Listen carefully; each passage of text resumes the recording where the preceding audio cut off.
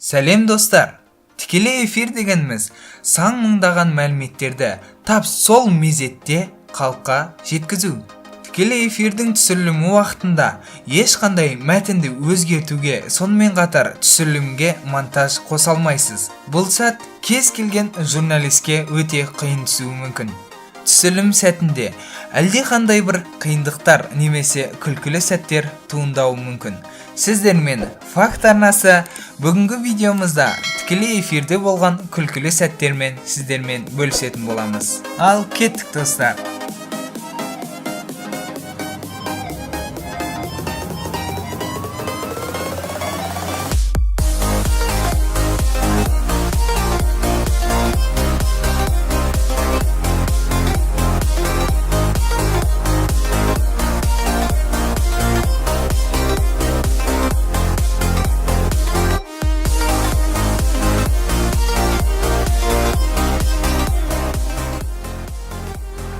Сан мыңдаған мәліметті халыққа ешқандай өзгеріссіз жеткізу бұл журналистің басты міндеті.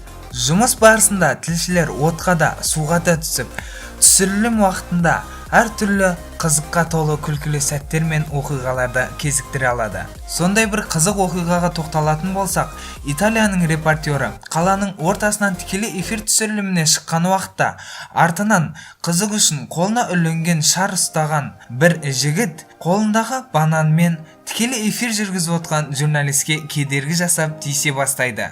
Ары қарай не болған көріңіздер. Torno di Pato in Europa.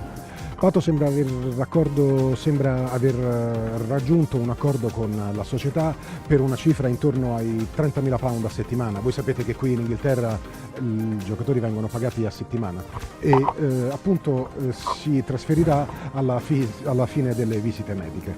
Sembrava esserci stato qualche difficoltà tra Pato e la società, ma dopo aver limato gli accordi.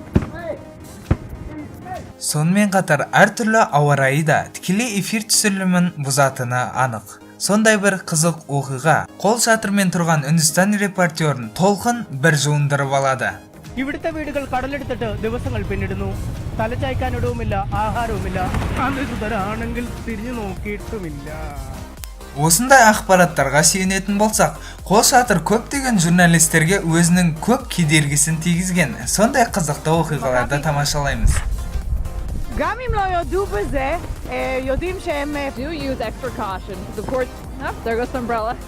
The chance of hydroplaning goes up at this point.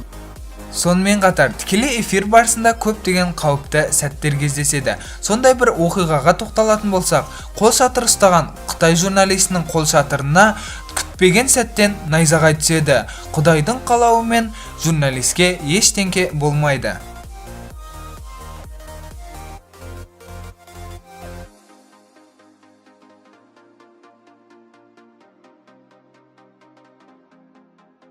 Ежелгі ағаш балталар жайлы мына бір болып жатқан интервьюде журналист қатты беріліп кеткені соншалық өз микрофонын ағаш балтамен алмастырып алады.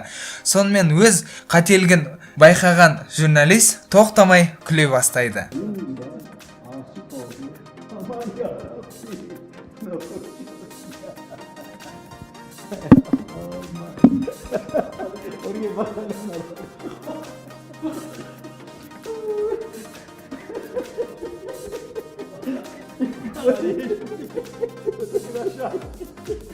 Ал мына жағдай Алматы телеарнасында орын алған. Тілші қонақпен қоштасып, жаңалықты аяқтайтын уақытта қонақ орнынан тұрып камераға ыңғайсыз түсіп қалған. Рахмет сізге. Сау болыңыз. Әріптестерімнің бүгінге дайындаған жаңалықтар осындай. Біздің материалдарды Алматы ТВ сайтынан да оқып біле аласыздар. Егер қала өміріне қатысты қандай да бір ақпаратпен бөліссем десеңіз хабарласыңыз. Редакция телефондары 266-39-67 және 275-01-03 қуанышқы болсын ағайын. Ал мына жерде Пайып Ньюс шетелдік арнаның тілшісі өзінің киімінің түсін дұрыс таңдамаған секілді. Оның киімнің түсі кромакеге қатты ұқсағандықтан, яғни жасыл түс болғандықтан, оның киіміне тікелей эфирде әртүрлі видеолар шығып кетеді, ал тілші болса күлкіге қалады.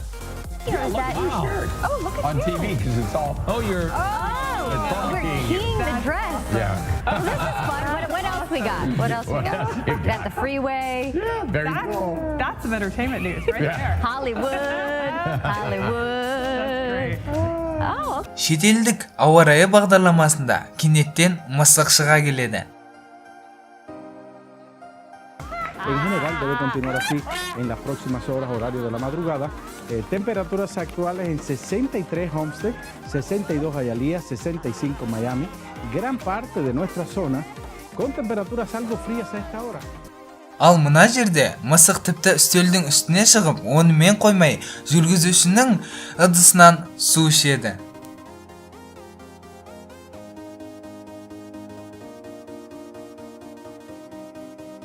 Сіздермен болған факт арнасы бүгінгі біздің видеоролигіміз соңына жетті. Егерде видео ұнаған жағдайда лайк басып, арнаға жазылуды ұмытпаңыздар. Қош сау болыңыздар.